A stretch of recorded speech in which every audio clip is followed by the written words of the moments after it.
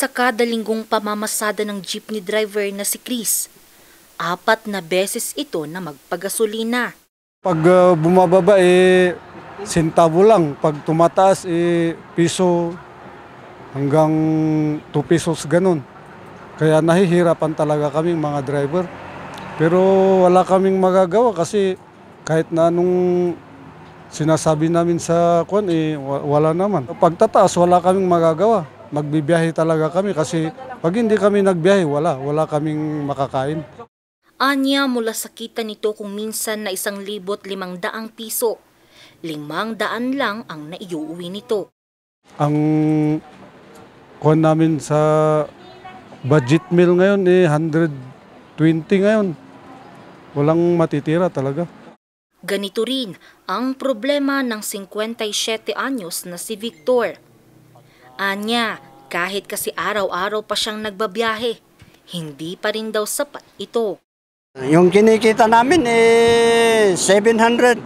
Pag tumaas na naman, edi mababawasan na yung 700, edi 500. Pag tataas na naman yung krudo, di yung 500, di mababawasan na naman yun, ma'am. Hindi, ma'am. Bakit po? Ay, kasi pumupunta sa krudo. Kaya imbis nga pangpamilya, sa krudo na mapupunta. Ilan lamang sila sa libo-libong tsuper na apektado ng pagtaas ng produktong petrolyo. Ngayong araw ipinatupad ang piso at 20 hanggang 40 sentimo na taas presyo sa kada litro ng gasolina. Piso at 20 sentimo naman ang itinaas ng krudo at kerosene. Kung maaari sana, pababain sana yung krudo para